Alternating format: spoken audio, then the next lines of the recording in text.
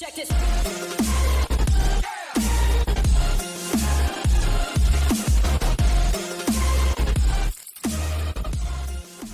Okay, welcome back. If you remember earlier in the year, I talked about what the word rational meant. A rational expression, okay, like a rational number is a number that can be written as a fraction. A rational expression is an expression that's written as a fraction.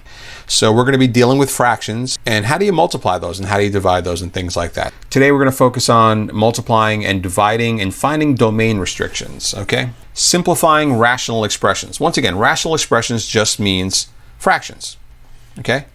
So take a look at this rational expression here, this one right here, for example 1. We're going to find all the things that you cannot plug into it. So here's what we do.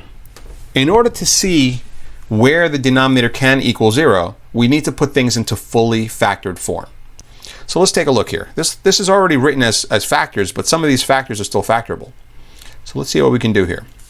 The 5x here, that's a factor. Even though it's not in parentheses, it's still a factor.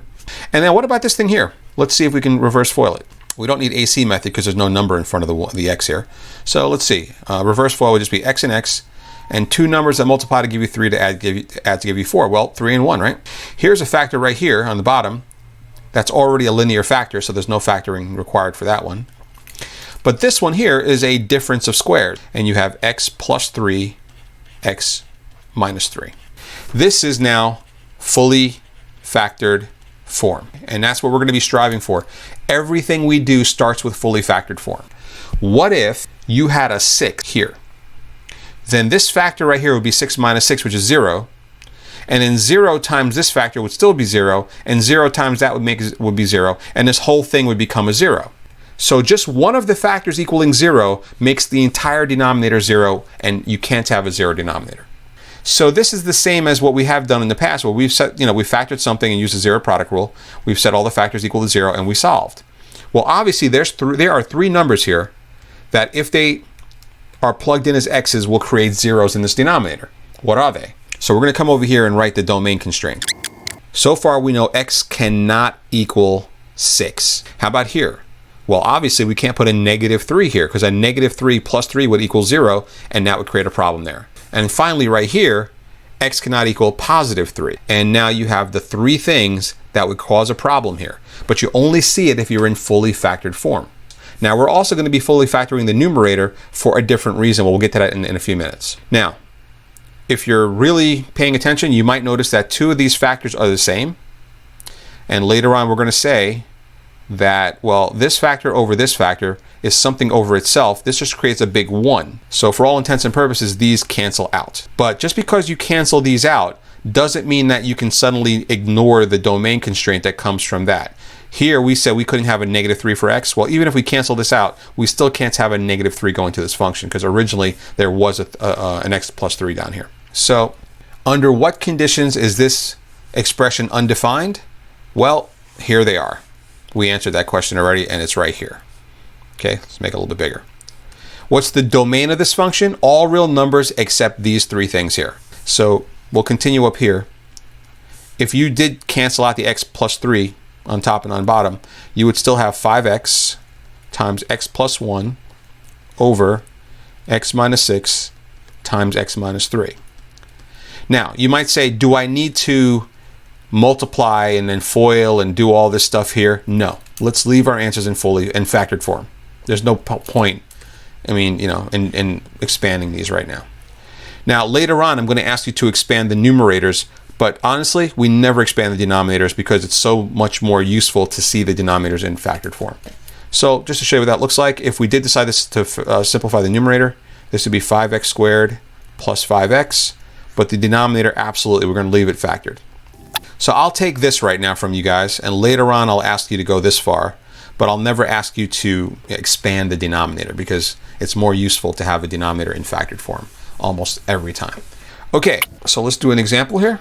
It says simplify each expression. Under what conditions is the expression undefined? So you look at it, it's already partially factored.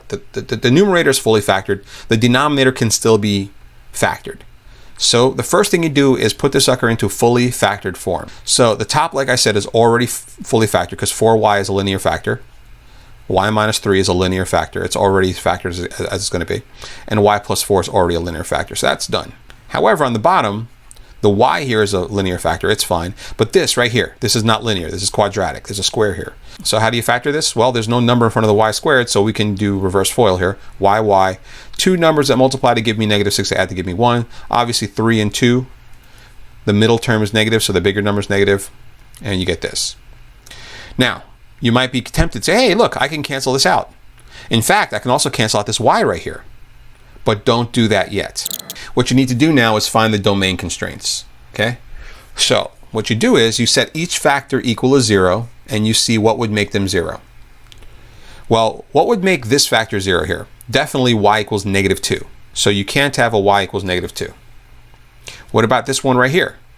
3. Y cannot equal positive 3. Oop, not negative, positive 3. And what about here? Y equals 0. Well, yeah, if you put a 0 here, think about it. If you put a 0 here, this 0 will then multiply by these two factors and make everything 0. So y can't equal 0 here. And those are our 3 domain constraints. Now, once you have those, now you can go ahead and cancel. Now you can take this thing right here. I'm not going to write all over it. I'm just going to bring it down here and copy it. Okay, right there. And now let's cancel stuff out and simplify the sucker. All right. So what do we get? Well, this cancels out, and these two factors cancel out. So what's our final simplified form here? It's going to be the 4 and the y plus 4 on the top. And on the bottom, both of these are gone, so just y plus 2. But you're going to put the domain constraints now, comma, y cannot equal 0, y cannot equal 3, and y cannot equal negative 2. And that's your answer right here. Fully factored form is fine. Okay, and that's one example. All right. Now this time the denominator is fully factored.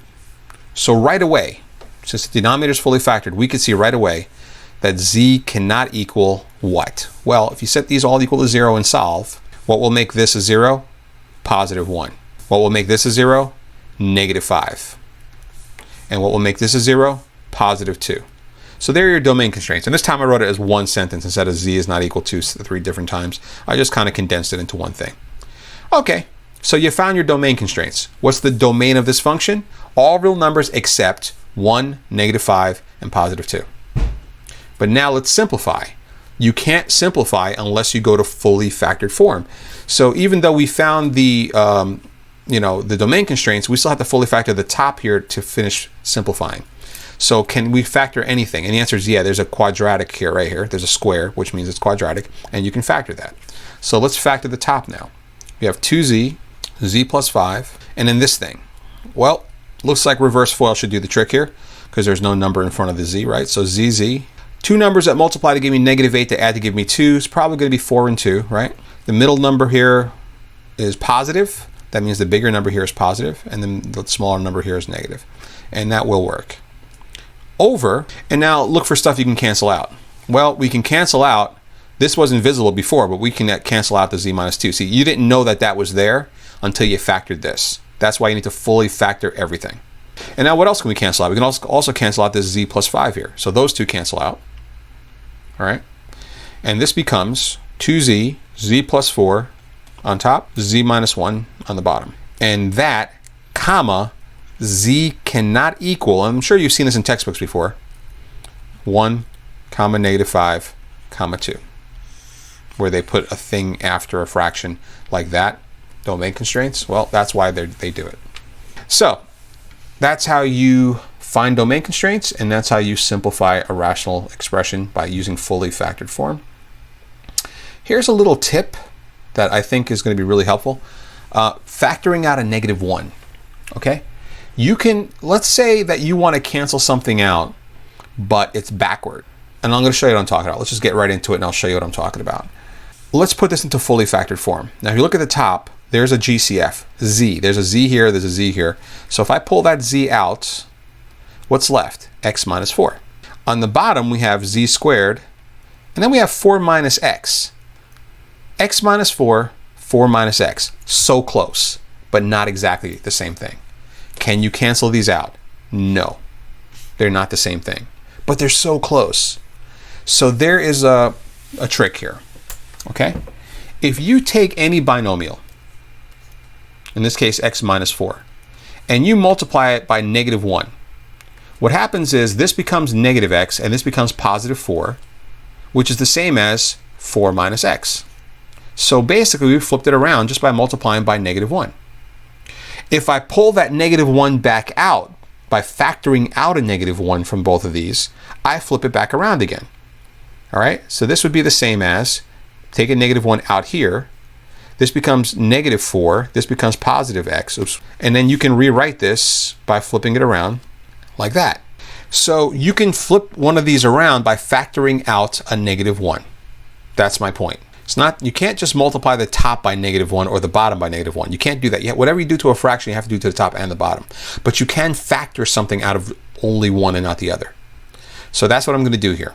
I'm going to factor out a -1 out of the numerator here, out of this term right here. If I pull a negative, and you're like, there's no negative, how are you going to pull a negative out? Well, if something is positive and you pull a negative out of it, it becomes negative. So I'm going to pull out a -1 out of this set of parentheses here. When I do that, the negative will end up in front of the z. So that's where this negative is coming from right here, negative. The z is still there. But now this becomes negative x, and this becomes positive 4. Okay? And then the bottom hasn't changed.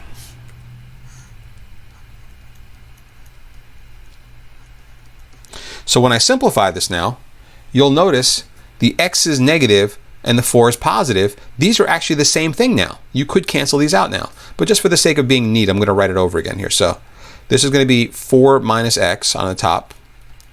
And this on the bottom is also 4 minus x. And now, because this negative is here, I'll put it back in red here. Because this negative is here, this flipped around. And now this can be canceled. So what do you have left now? Negative z over z squared. Well, there's a common factor there. You can factor out a z from the top and the bottom and cancel that out. So canceling out a z from the top, you just end up with -1 on top. And canceling out a z from the bottom, you end up with a z on the bottom. Now, a negative should not be on the top or the bottom of a fraction. It should be in the middle. So this is 1 over z, and we're done. Okay? That's simplified. Now, we're not going to find domain constraints for this one because this has 2 different letters. It has z's and x's in it. So if you're wondering why didn't he do the domain constraints, the domain constraints are only for functions. This is an expression with multiple variables. We're not going to worry about that. But anyway, here it is. There's your answer, and it matches up with that. Okay? So when you want to cancel something out, but it's just backwards, okay? X minus 4, 4 minus x. The trick is factor out a -1. It's a great trick to know. Okay, let's try one more here. Once again, you always start with fully factored form. Okay, so factor this sucker till you can't factor any further. All right, well, the bottom is already factored, but the top can definitely be factored here. So we can factor out an a and a b from both of these. If we factor out an a and a b, so ab comes out, what's left here? Well, just the b is left, right? On this term here. And then the minus is there. And if you factor out an a and a b from here, all that's left is a 5. The bottom is already factored, so we don't have to factor the bottom. But now we want to cancel something. And the problem is that we have b minus 5 and we have 5 minus b. So these two are the same except they're backwards. One is backwards. So from either the top or the bottom, I need to factor out a -1, which will flip everything around. I'll choose to do the top like I did last time. Okay, it really doesn't matter, but I'll do the top. So if I factor out a -1 from the top, that negative ends up out here. Your AB is still there, okay? And this now becomes, and if you're wondering, like, how do you factor it out? Well, if I were to multiply this negative back in, wouldn't that turn back into this? So you can see they are equivalent. And on the bottom, 5 plus b, 5 minus b. And you can see that these are actually the same thing now. So now you can cancel them out. Once again, I'm not worried about domain here because this is, a and b, 2 different variables. And you can only do the domain on problems where there's a single variable. So we're not going to worry about domain right here. All right, what's left? Well, we have negative AB on the top and 5 plus B on the bottom. Once again, a negative should not be on the top or the bottom of a fraction. It should be in front of the fraction. So this is negative AB over 5 plus B. Okay, let's check the answer in the book. Okay, yep, same thing. I don't know what the parentheses are for. Not really necessary, but there it is. Okay, now multiplying and dividing. Okay, so we've learned how to simplify. And it's a good idea to, well, first of all, it's required that you simplify all of your answers before you box them and give them to me.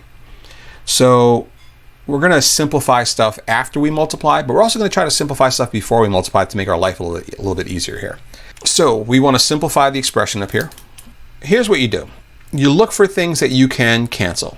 Can you cancel the 6 and the 5? No. The C and the D? No. The 15 and the 8? No. The 15, well, this is 5 times 3. You could factor that. Let's do that. That's probably the only thing I can see that you can factor for this particular problem. So 6C plus, or sorry, over 5D, that's already as good as it gets. But this right here, this is 5 times 3, and then you got the CD squared, right? And you got 8A.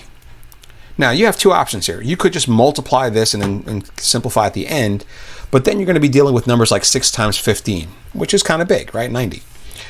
But if you recognize factors on the top and on the bottom that you can cancel out, go ahead and cancel them out. Now nothing cancels out in here, and nothing cancels out in here. Tomorrow I'm going to talk about cross-canceling, but I'll preview it right now. If you look at the two fractions that you're multiplying, if there's something on the bottom on one and on the top on the other, you can cancel those things, because when you multiply, they're going to end up on top of each other anyway. So this 5 down here will cancel out this 5 up here. So let's multiply now. And instead of 6 times 15, I'm only doing 6 times 3. So a lot smaller in terms of the numbers. So 6 times 3 is 18. C times C is C squared. And there's only a D squared there. That's the top. And on the bottom, we have D times 8A, so 8AD. Now you look at it and say, is there anything I can cancel this way? Well, there's a D on top and a D on the bottom. You can cancel out one of the D's here, because this is D times D. And we can factor out a D from the top, a D from the bottom, and cancel it out, right? So cancel out one of the D's here, all right, and cancel out that D down here. And this just becomes a D. Also, the top and bottom here, 18 over 8. Well, this is 9 over 2.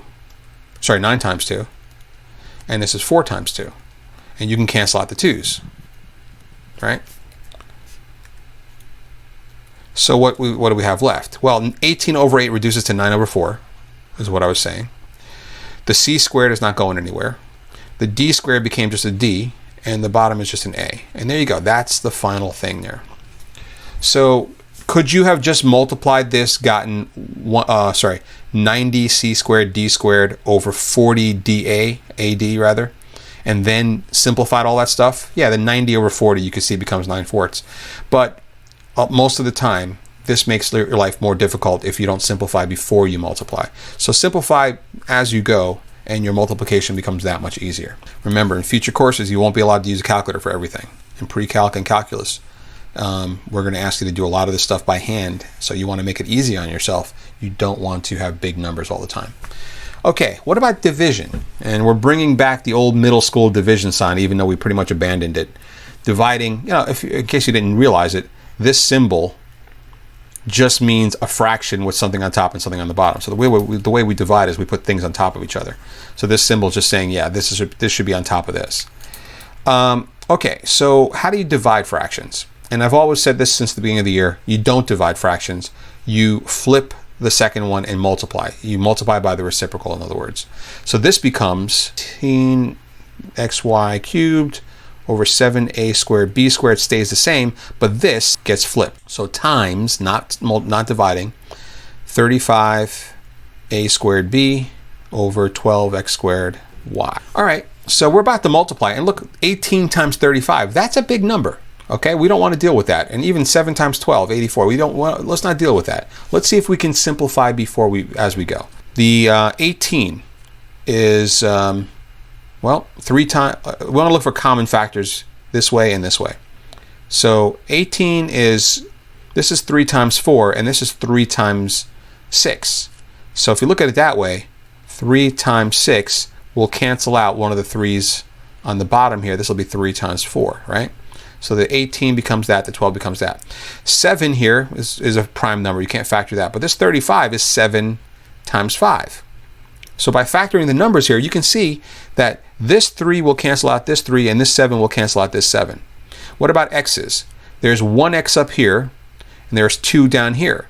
We can cancel out one of the x's here, and then knock off one of the x's down here. There's a y cubed up here, 3 y's up here, and there's a y down here. So you can cancel out this y here, and this becomes just y squared.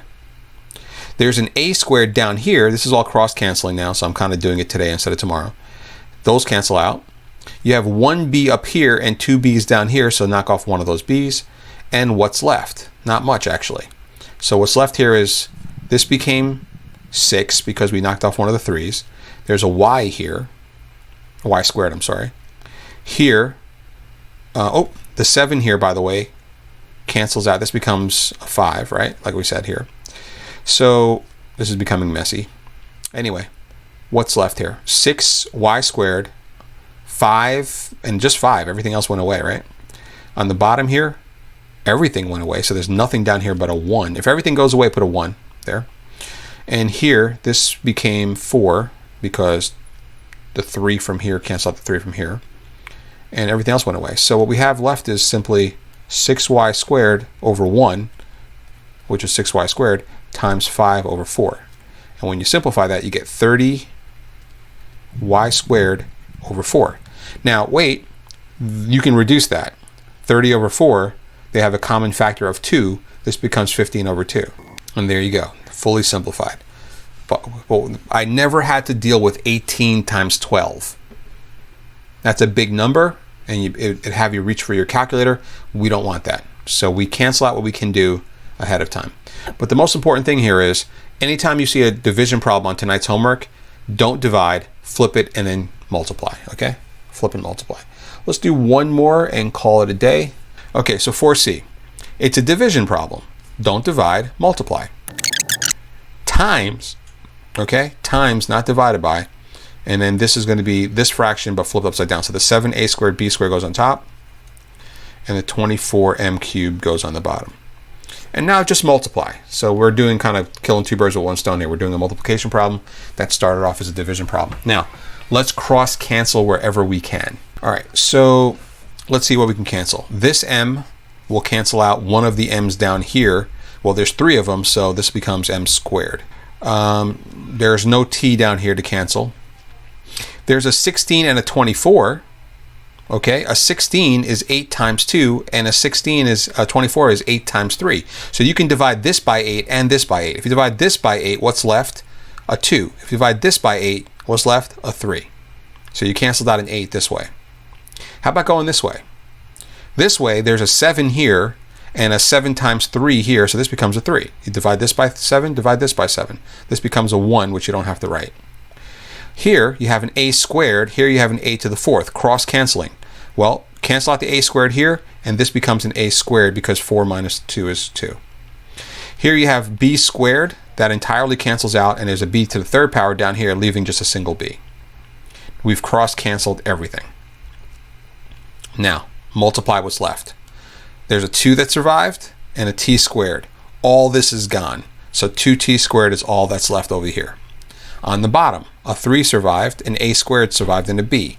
So 3a squared b times a 3 survived and an m squared, 3m squared. So we can finish that. This is 2t squared. This is going to be 3 times 3 is 9. A squared is the only a squared. B is the only b, and m squared is the only m. And can you simplify further? Anything else? Nope. If you can't simplify any further, box your answer. Let's check our answer against their answer here. And yep, you can see they match. Okay. So that's the lesson. All right. And that's it. So I'll see you guys on the next one. Take care. Check this.